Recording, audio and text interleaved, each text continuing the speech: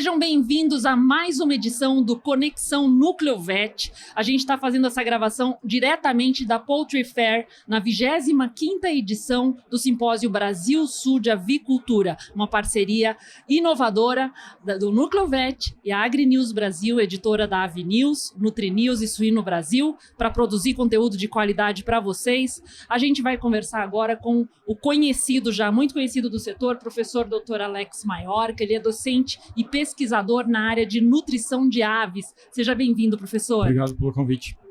E a gente também tem aqui ao nosso lado a Mariane Poçamay. Ela é coordenadora de nutrição animal na Vibra Foods. Obrigada por estar conosco, Mariane. Obrigada. Bem, o professor Alex Maiorca fez uma palestra aqui sobre qualidade de ingredientes e impactos na produção de frangos de corte.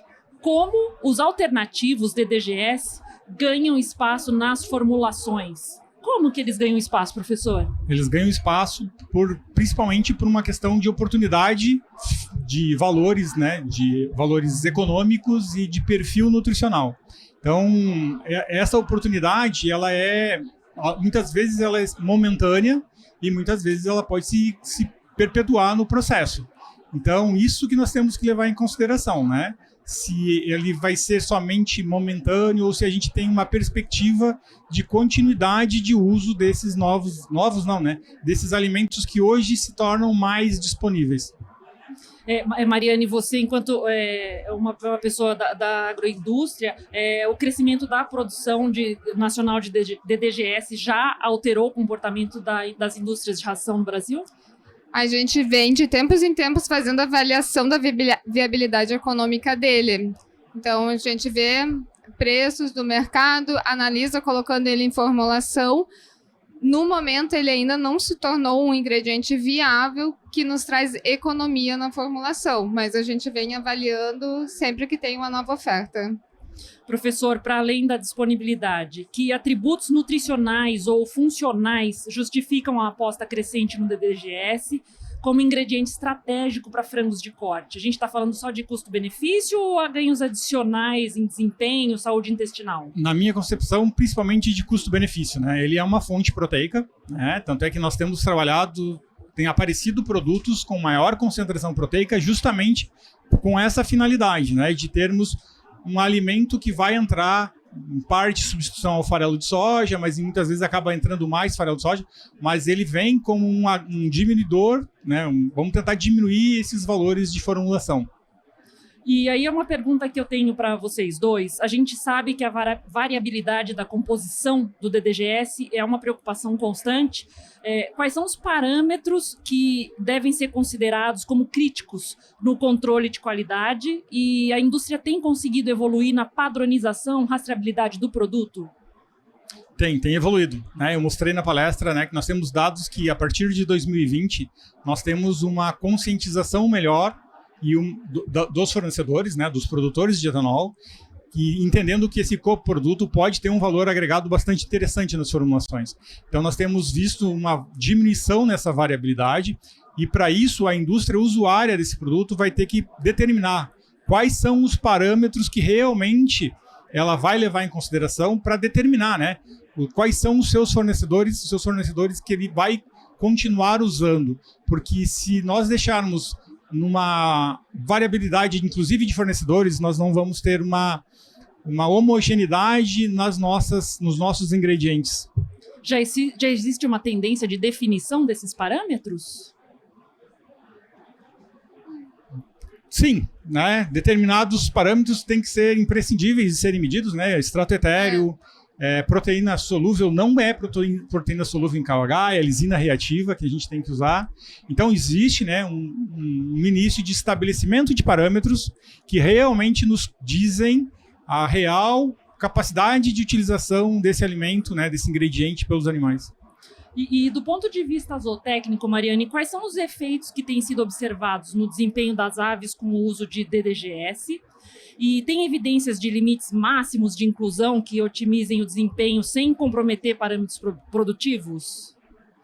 Hoje, nas tabelas brasileiras, há indicação de usar no máximo em torno de 10% a 12%. Eu acredito que é bastante para a gente iniciar.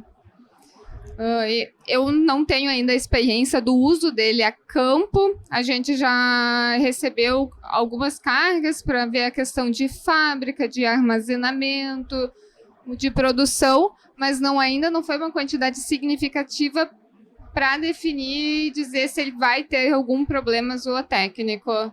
Mas eu acredito que num primeiro momento, talvez manter ele no máximo 5%, usando aos poucos para ter mais esses padrões de desempenho zootécnicos definidos. Quer complementar? Eu concordo. A gente tem um ingrediente que, teoricamente, ele é novo, apesar dele não ser novo, mas as composições desses produtos têm variado, né? Nós temos tido a apresentação de ingredientes dentro do DDGS, né? Existe inclusive uma proposta de definição de quais são esses produtos.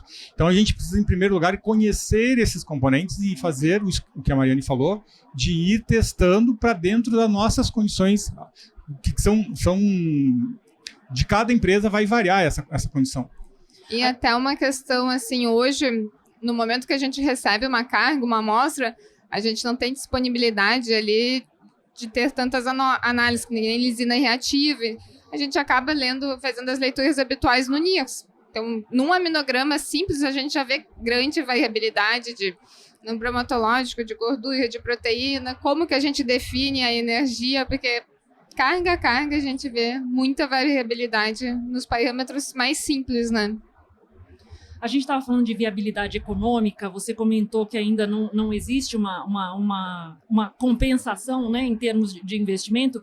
Tem algum estudo, assim, o benchmark, que ajude a quantificar qual é em que ponto ela vai ser possível de ser adotada? Assim, existe também uma perspectiva no tempo de quanto tempo a gente vai levar para que isso esteja mais dentro da produção? Acho que esse tempo vai ser definido principalmente pela oferta desse produto.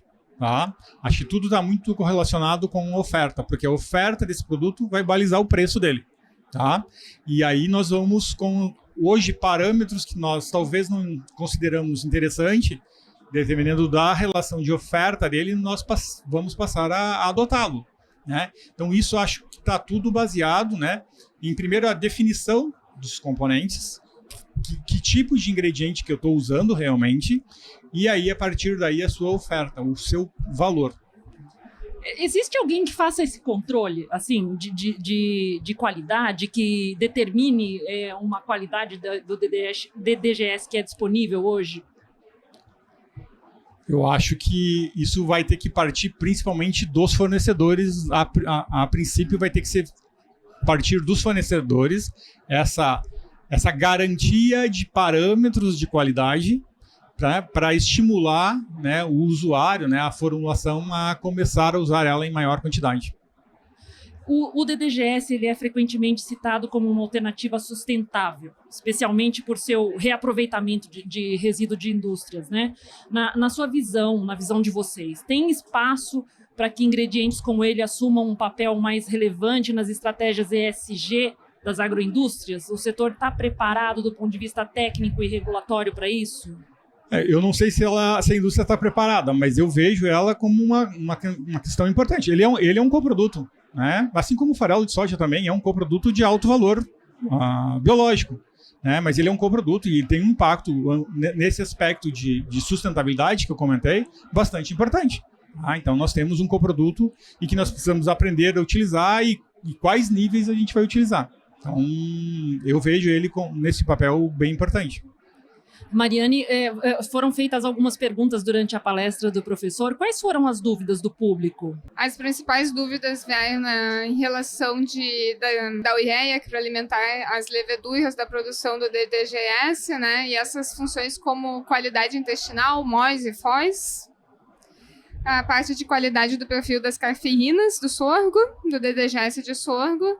Questões dos níveis de enxofre, né, permitidos por legislação em contaminação de DDGS, e questões de pododermatite ou enterites, né, na questão de comprometimento zootécnico, nas questões do uso de DDGS e aumento de proteína, que a gente comentou, e camas mais úmidas. E foram perguntas bem técnicas, né, professor? Bastante. E procede essa preocupação? Procede, todas elas procedem, né? Por exemplo, os níveis de enxofre, a gente ainda não sabe quais são as consequências de níveis maiores, né? Então, o que hoje a gente faz? Está tentando controlar com níveis menores, né? A umidade de cama, a gente tem muito pouco dado sobre isso, tá? Então, são dúvidas, né, que o tempo vai responder, a pesquisa com o tempo vai responder. Isso dá uma demonstração, assim, pela nossa conversa, de que existe muita coisa ainda a ser investigada nessa área, né, professor? Você tem uma atuação muito forte nessa área da investigação, na nutrição. Que nos últimos 2 anos houve uma oferta maior, né? Sem dúvida nenhuma, a questão ambiental, né, e de toda a questão climática, de busca por combustíveis não fósseis, faz com que a nossa demanda por milho seja maior e a maior quantidade desses coprodutos também vão ser ofertados. Então, isso teoricamente novo para nós, e isso a gente vai ter que aprender a usar, né? Em suínos, eu acho que já está um pouco mais evoluído, mas no frango de corte a gente ainda tem que aprender bastante. Qual foi a principal mensagem hoje para esse público do Brasil Sul de Avicultura? Para mim, controle de qualidade. Exato, que a gente ainda tem muito que aprender para usar ele. Vocês estavam comentando algumas coisas sobre aminoácidos, quando vocês chegaram aqui, ainda no calor do que foi discutido. A gente discutiu sobre o DDGS de milho, ele tem altos teores de leucina, né? E baixos teores dos aminoácidos que são mais limitantes. Isso faz uma mudança bem drástica do perfil da formulação, da composição, né? Reduz muito nossos níveis de aminoácidos sintéticos, aumenta a demanda da entrada do farelo de soja, né? Subindo muito, em torno de 1,5 pelas avaliações que eu fiz de proteína bruta das formulações. Bem, são assuntos novos que colocam desafios novos e tornam o pessoal que atua no setor ainda mais preparado, com novas informações, com novas realidades, né? E novas possibilidades, principalmente, né? Então, são possibilidades que se abrem, né?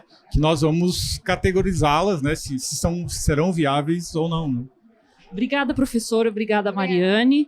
Eu agradeço o público que acompanhou aqui o Conexão Núcleo Vet. Não esquece de se inscrever no canal @NúcleoVet no YouTube e @AgriNewsPlay.